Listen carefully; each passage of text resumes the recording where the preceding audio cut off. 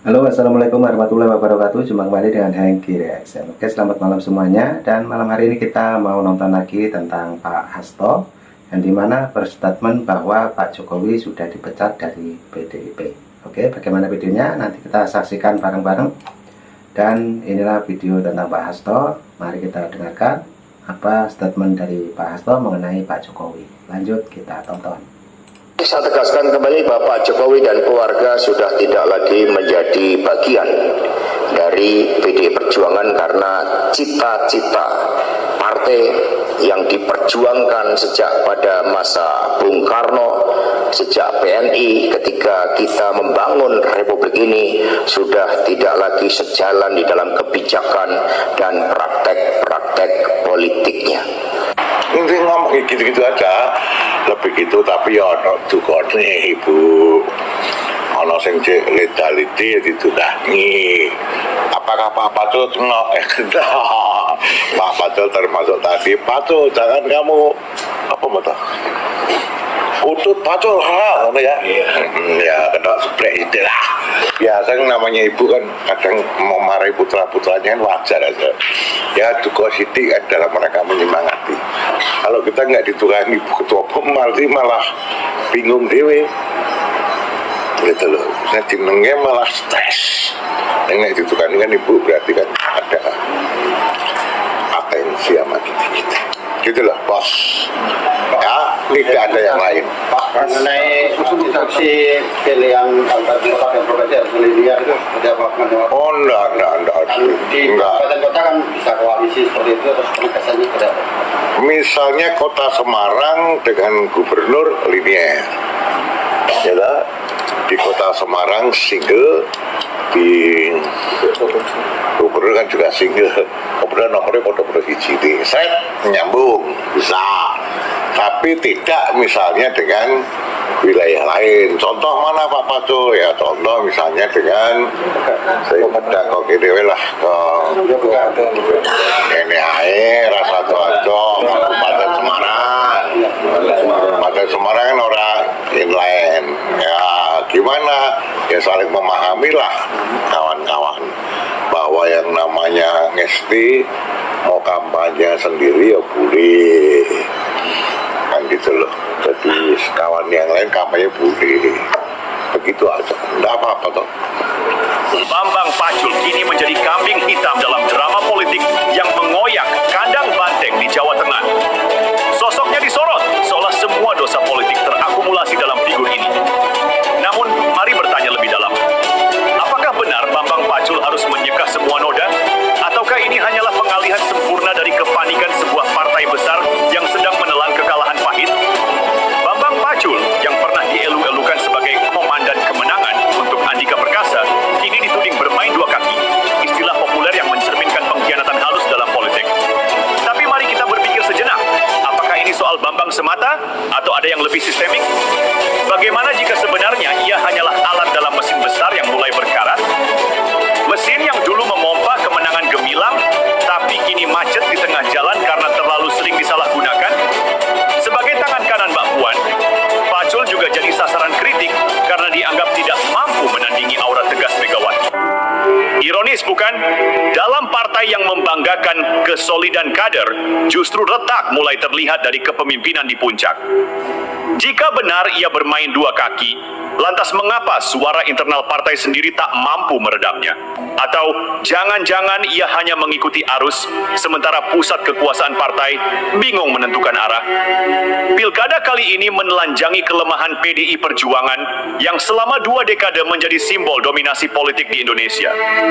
Jawa Tengah yang selama ini disebut kandang banteng runtuh.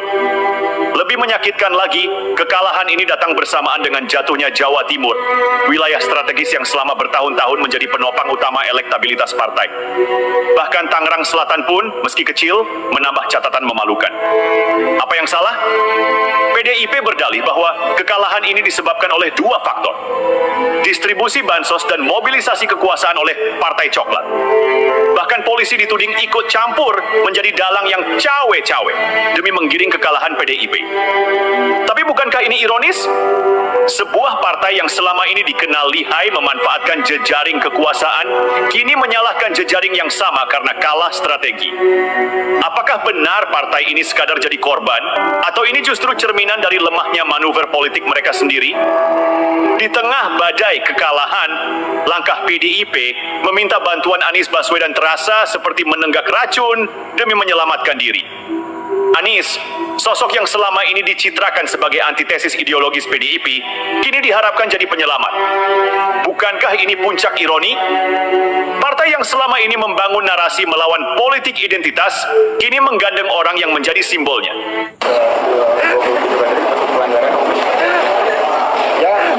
Mendukung calon lain, termasuk kemudian kedua, ya, tidak menjalankan perintah partai karena kedisiplinan itu harus ditegakkan, dan dengan dukungan rakyat yang sangat kuat sehingga persentase kemenangan pemilu tingkat provinsi di tingkat kabupaten kota kami menjadi lebih tinggi daripada sebelumnya, meskipun di beberapa wilayah seperti provinsi Jawa Tengah dilakukan berbagai operasi-operasi khusus yang sangat masif, tapi ternyata persemaian kandang-kandang PD Perjuangan itu semakin meluas di wilayah kabupaten kota dan provinsi yang lain, sehingga ini menjadi modal yang membangun optimisme bahwa PD Perjuangan tetap eksis.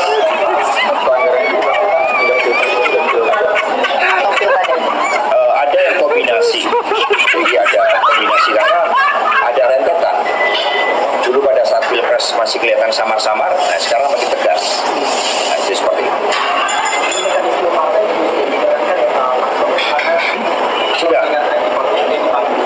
Sudah bahkan Pak Komarudin Batubun itu pada tanggal 11 Oktober itu juga sudah mengeluarkan berbagai rekomendasi itu terkait dengan Pilpres, dan kemudian terkait dengan Pilkada itu sudah diusulkan dari daerah-daerah di beberapa wilayah. Seperti di Nias, itu kalau tidak salah ada 3. Di Jawa Timur juga ada, di Jawa Tengah juga ada. Ketua Umum mengevaluasi Pacul. Pacul tidak perform, mau berhenti Pacul. Oh siap. Kok nggak ada manfaatnya di partai ini? Oh siap. Nah, begitu aja Pak. Apakah itu akan menjadikan kesakitan? Oh pasti. Pasti. Tapi apakah itu akan membuat Pak Pacul pindah dari partai? Enggak. Sekalipun kemungkinan Ibu Ketua Umum, udah kamu saya pecat, oh siap. Korea nggak boleh marah-marah. Sebelum punya jabatan jangan marah. Ini harga diri nih. Siapa yang mau jualan harga dirimu? Yang mau hargai kamu siapa? Ketika kau masih Korea berjuang, Korea mau melenting, rumusmu harus penuh senyum, suka menyapa, syukur-syukur memberi salam. Karena Korea harus bisa bersikap sebagai cacing. One day kalau sudah melenting ke atas, kau seekor naga. Korea tidak boleh patah semangat, militansi tanpa batas terhadap tujuan, terhadap target, terhadap tujuan, tidak boleh patah. Kalau patah, kalian itu termasuk ceng-cengpo. Paham? Tidak boleh patah. Beberapa netizen bertanya, apakah saya masih di PDI Perjuangan atau tidak? Saya masih di PDI Perjuangan. Hari ini saya ingin membahas tentang Pilkada Jawa Tengah, di mana saya kurang sepakat dengan beberapa opini termasuk Bang Denny Siregar yang beredar soal kekalahan Cagup dan Cawagup Jawa Tengah yang diusung PDI Perjuangan. Kemudian dikaitkan dengan eksistensi kepemimpinan seorang Bambang Pacul. Menurut saya dalam pertarungan politik yang sepenuhnya menggunakan ide, gagasan, strategi, dan taktik, kalah ataupun menang adalah hal yang wajar. Nggak bisa dong, hanya karena kekalahan hari ini kemudian lupakan kemenangan-kemenangan yang kemarin yang direbut oleh Komandan Pacul. Apalagi kalau bicara soal kontribusi terhadap partai PDI Perjuangan. Siapa yang berani adu kontribusi dan militansi dengan Bambang Pacul? Bicara soal kepemimpinan, menurut saya, semua kader PDI Perjuangan, khususnya Jawa Tengah, akan memilih Bambang Pacul.